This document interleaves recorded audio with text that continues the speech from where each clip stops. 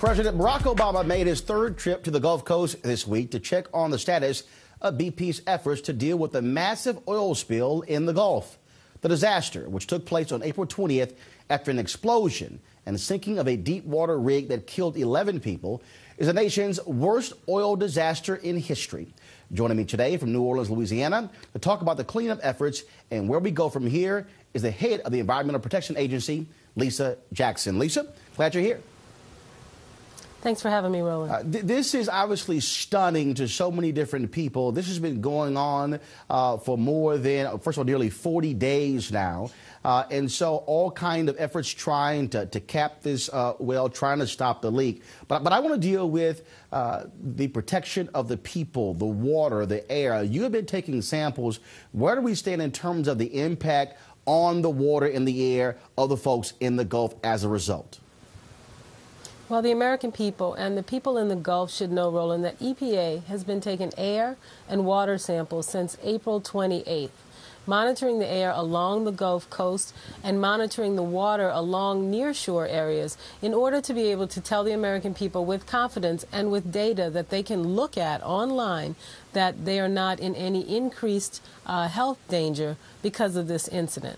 Obviously, there are also issues associated with the workers out at sea. That's OSHA's responsibility, but we have an interest in all Americans' health.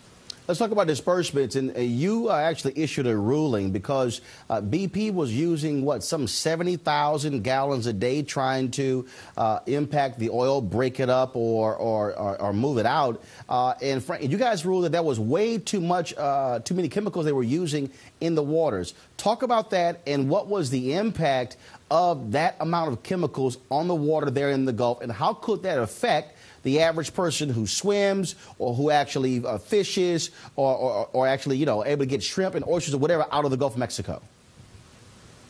I've made it very clear, and EPA's made it clear in a directive, Roland, that BP has to stop and cut down on its use of dispersant chemicals.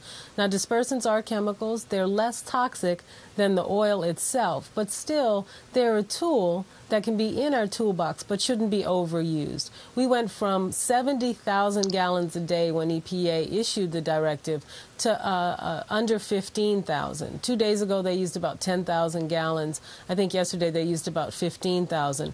And we asked them to stop spraying unless it's absolutely necessary, if they have a situation where the Coast Guard approves it to be necessary.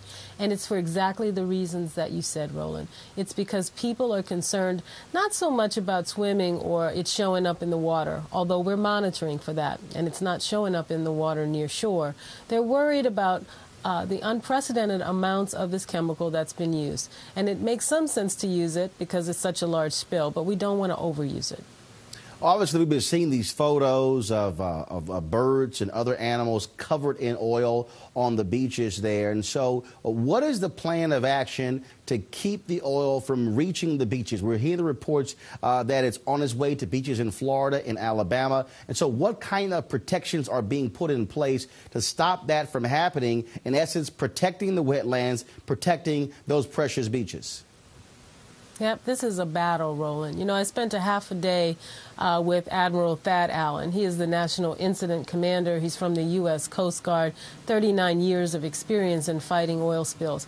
EPA and the Coast Guard work side by side in response by law on oil spill response. And he said exactly that he is fighting a multi-pronged battle. And one of those fronts is clearly doing everything we know how to do to keep that oil away from shallow water, away from estuaries, marshes, and coastline, not just because of the tragic pictures that we see of wildlife.